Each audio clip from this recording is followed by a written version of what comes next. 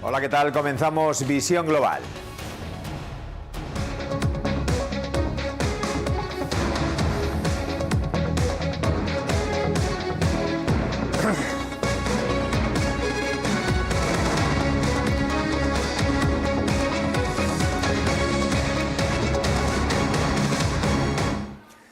Hola, buenas tardes. El ministro de Consumo, Alberto Garzón, ha adelantado en el Senado que el Gobierno analiza una posible bajada del IVA de la electricidad para paliar el fuerte encarecimiento de la energía en el mercado mayorista. Se ha referido a una reducción hipotética del 21% al 10% de la fiscalidad de la factura como acción extraordinaria, mientras entran en funcionamiento las reformas estructurales que ha propuesto el Ejecutivo para abaratar el recibo.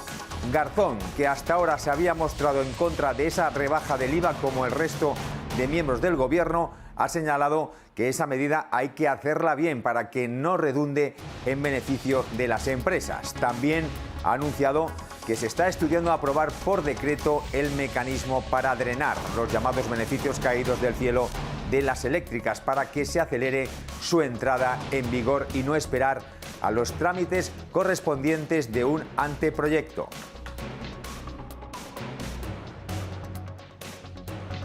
Isabel Díaz Ayuso, la presidenta de la Comunidad de Madrid, ha anunciado en su debate de investidura varias medidas importantes, entre ellas para las mujeres. Ha propuesto que las mujeres embarazadas con menos de 30 años y rentas inferiores a 30.000 euros se les va a ayudar con 500 euros al mes desde el 5º mes de embarazo y hasta que el bebé cumpla 2 años. También propone que un madrileño que gane 20.000 euros al año tributará 340 euros menos que un catalán, una media de 150 euros menos que los trabajadores de comunidades gobernadas por el Partido Socialista.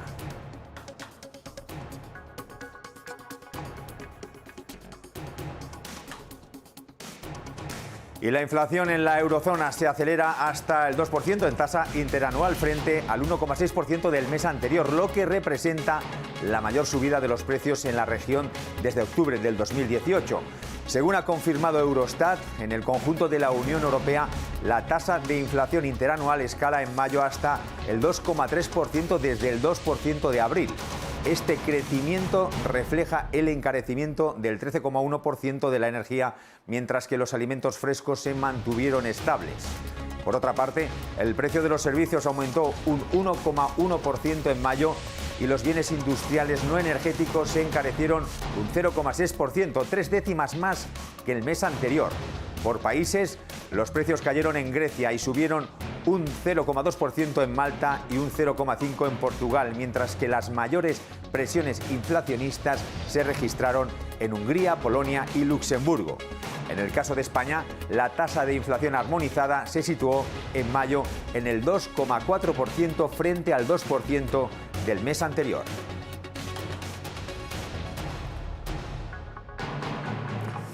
Y la balanza comercial española arroja un déficit de 1.297 millones, un 14,6% inferior al del mismo mes del 2020. Las exportaciones españolas se han disparado con un repunte histórico del 71,8% con 25.841 millones y las importaciones del 63,9% con 27.138 millones frente al parón registrado un año ante las restricciones y el confinamiento. Según los datos publicados por el Ministerio de Industria, Comercio y Turismo, en el acumulado enero-abril, las exportaciones crecen una subida del 16,9%, alcanzando los 98.149 millones y las importaciones del 10,3%.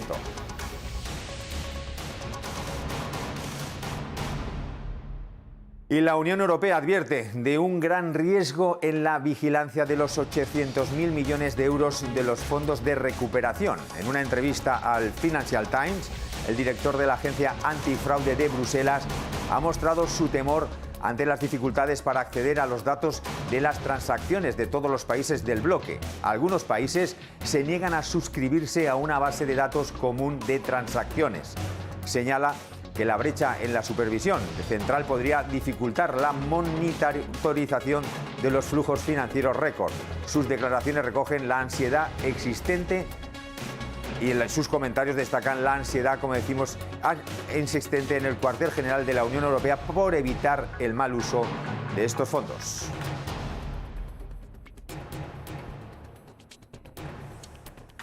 El precio de la gasolina se encarece más de un 14% en lo que va de año y remonta a máximos del 2014. Esta semana repunta un 0,66% con respecto a la semana pasada. En concreto, el precio medio del litro de gasolina ha registrado su tercera alza consecutiva para alcanzar los 1,367 euros, su nivel más alto desde hace casi 7 años.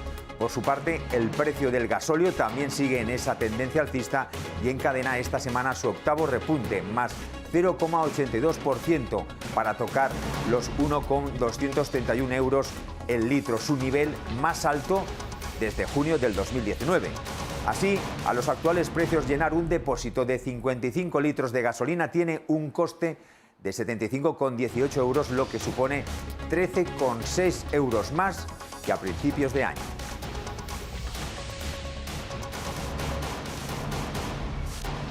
El coste laboral acaba con 3 trimestres de caídas al subir un 1,4% hasta marzo, su mayor alza desde 2019. Se ha situado en 2.605,61 euros, según ha informado este jueves el Instituto Nacional de Estadística. Con este repunte, el coste laboral pone fin a 3 trimestres consecutivos de retrocesos.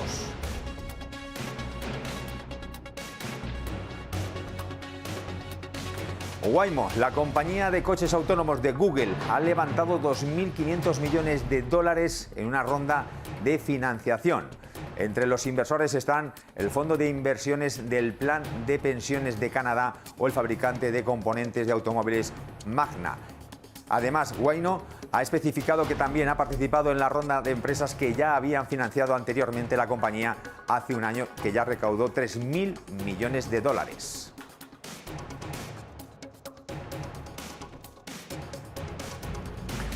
La decepcionante vacuna de la farmacéutica alemana CureVac le hace perder la mitad de su valor en bolsa. Sus acciones han comenzado con caídas superiores al 50% en la bolsa germana.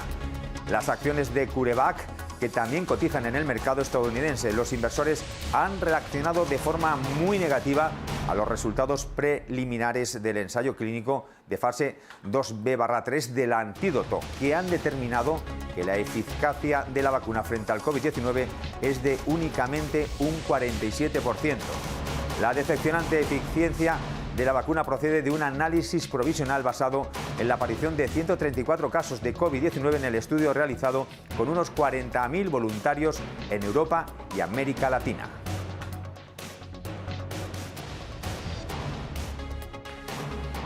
Y la compañía española Rovi prevé alcanzar una producción por encima de los 1.200 millones de dosis de la vacuna contra la COVID-19 de Moderna. La farmacéutica está realizando inversiones con el objetivo de pasar de una capacidad actual de 600 millones de dosis hasta los 1.200 millones de dosis. Así lo ha señalado Javier López Belmonte, vicepresidente de Laboratorio Rovi, durante la rueda de prensa posterior a la Junta de Accionistas que se ha celebrado este jueves. Según las cifras aportadas por la compañía, la capacidad de la fábrica de Granada es de 100 millones de dosis. Será allí donde se fabrique el principio activo de la vacuna contra la COVID de Moderna.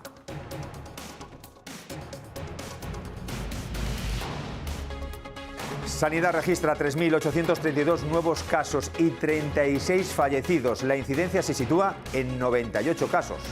La última vez que la tasa bajó del centenar fue el pasado 12 de agosto. En la campaña de vacunación, más de 22 millones de españoles tienen inoculada la pauta completa. El Consejo Interterritorial de Salud de ayer miércoles no decidió sobre el uso o no de la mascarilla al aire libre, como solicitan hasta 10 comunidades autónomas, aunque sí confirmó que será pronto.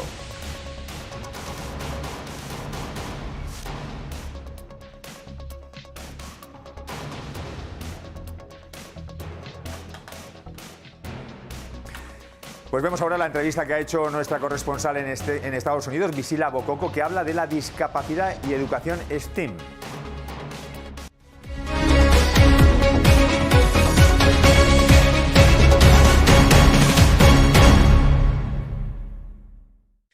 Welcome to Global Vision. I'm extremely excited because we have with us today Christy Oslon, and we're going to speak about a theme that I think is super interesting for all of us, how we could be more inclusive with people with disabilities.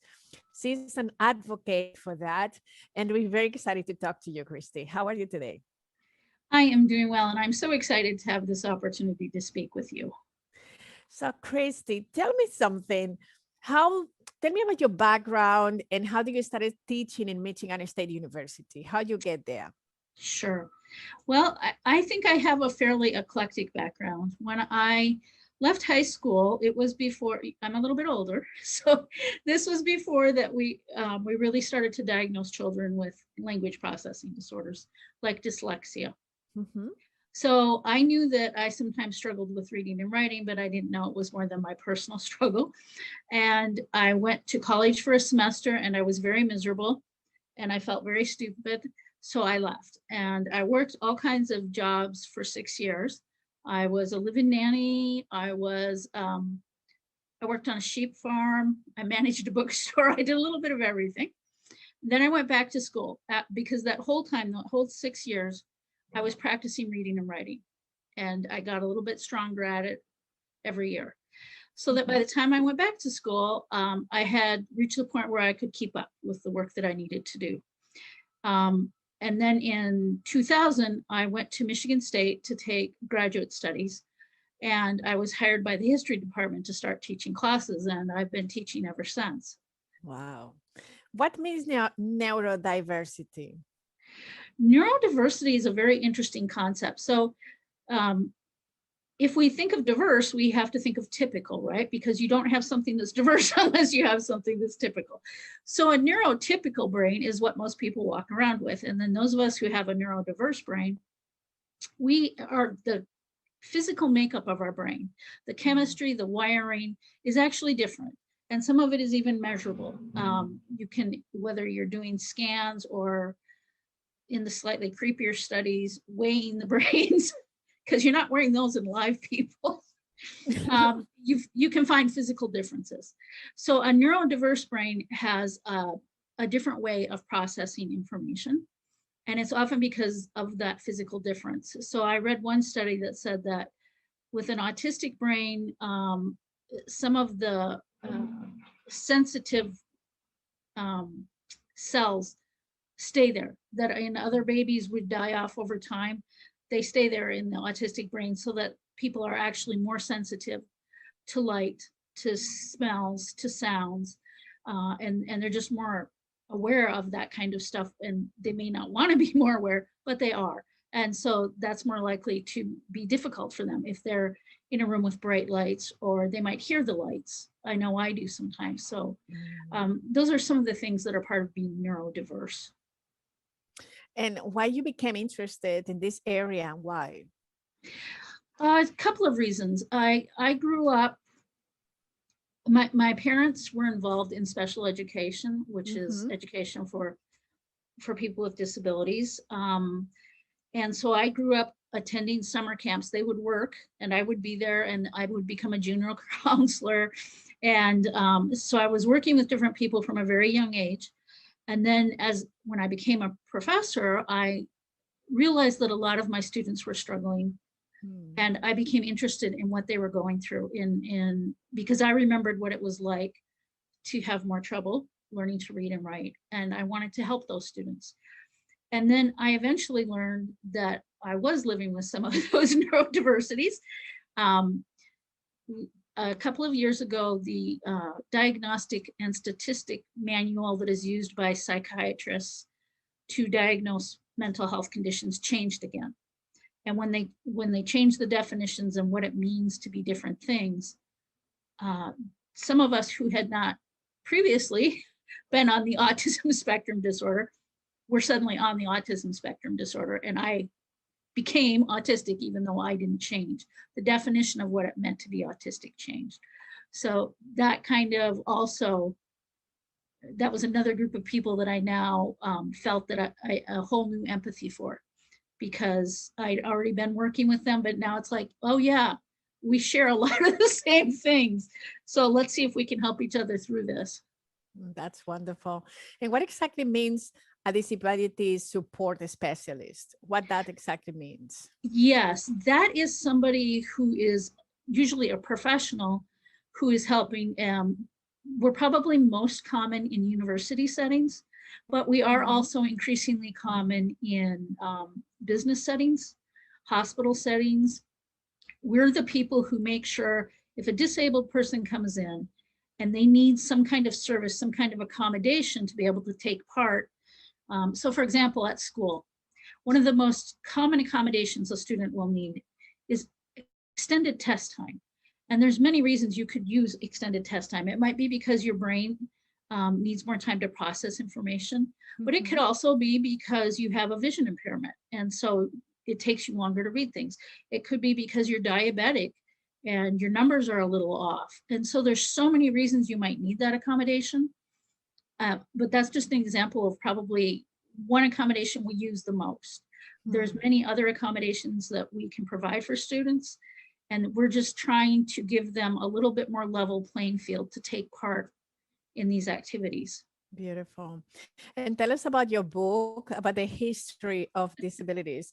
You are teaching history, but I mean, I found extremely interested that you really put the focus on that. And I think it's very unique. So can you just give us a hint or about what it's about? Yeah, well, I had already written a couple of books about supporting college students who were disabled and how to help, if you're a family, how to help your student get into school. And once the student's in school, how professors can work with them.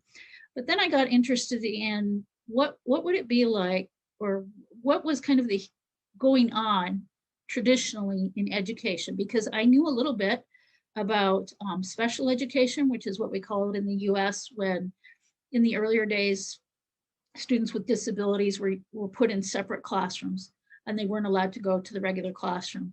And their families had to really fight to get them the right to go into a regular classroom. So I wanted to look more at that history. And that's really what that book's about. And I found some fascinating things. Some of them were kind of cool. Some of them were kind of scary. For example, I haven't decided which one this story is. There was a gentleman in the 1700s, I believe, who had significant mental health issues, but he also had a very good education. He'd been to Harvard. And his town was responsible for supporting him. And his town said, well, we're not going to give him food and shelter for nothing. He can teach elementary school. But sometimes he would wander off. So they'd lock him in the school at night, and then he'd be there in the morning to teach classes. And I thought, wow, that would never happen these days. Wow. That's a way things have changed.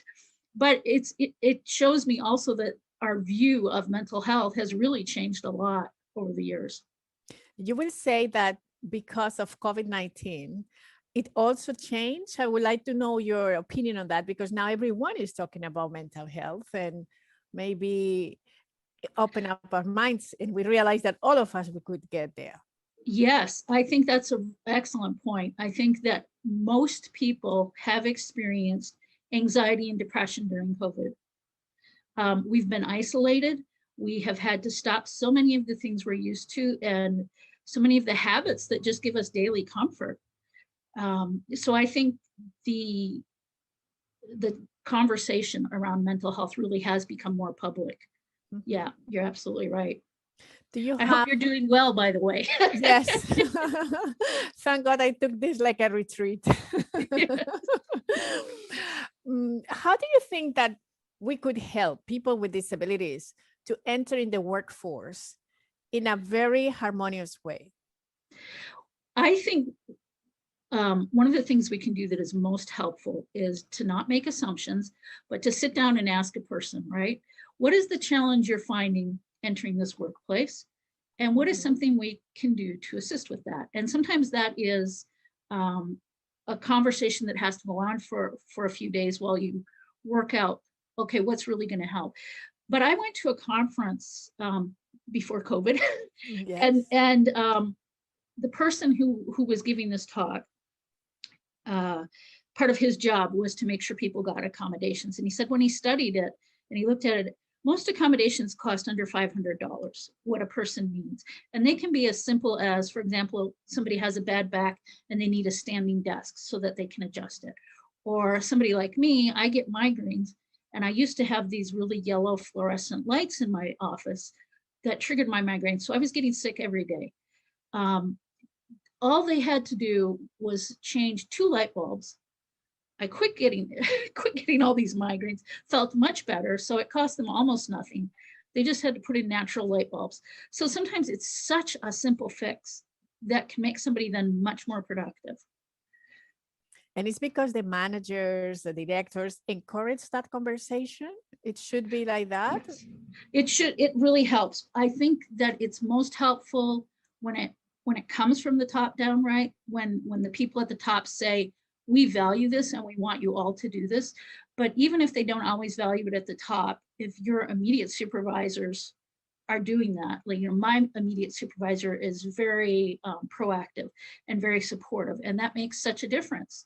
I think we've all had that supervisor who maybe wasn't so great to work with, and then it's like, you're really making my life harder than it has to be. Thank you.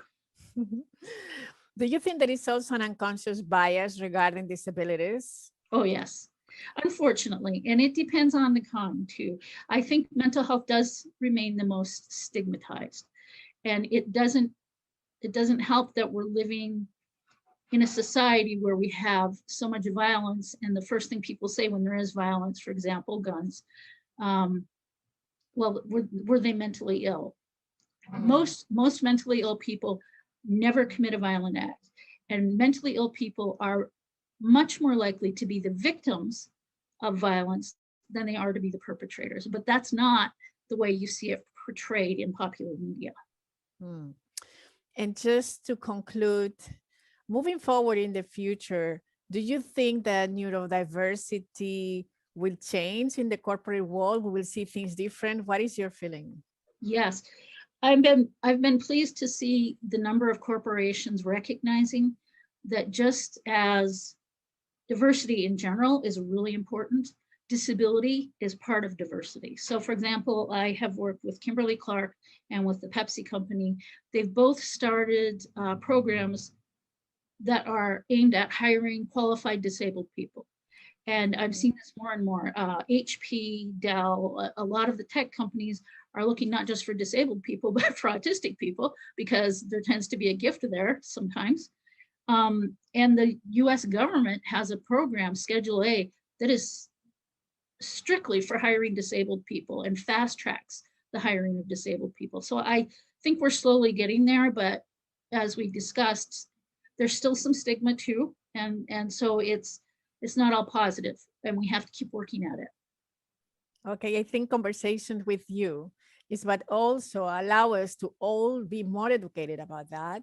And this is the reason why we really enjoy so much to speak with you today, Christy, because I think that we all could be more empathic with everyone. We all could open our hearts to diversity and understand that it's only adds value to who we are as humanity. Thank you so much for this opportunity. I think the more conversations we have like this, the further the social justice movement goes, where we treat each person as valuable in themselves and try and treat them equally. Thank you so much. And we thank you for your time and your passion for what you do and trying to change the world and make it a better place. Thank you. Thank you.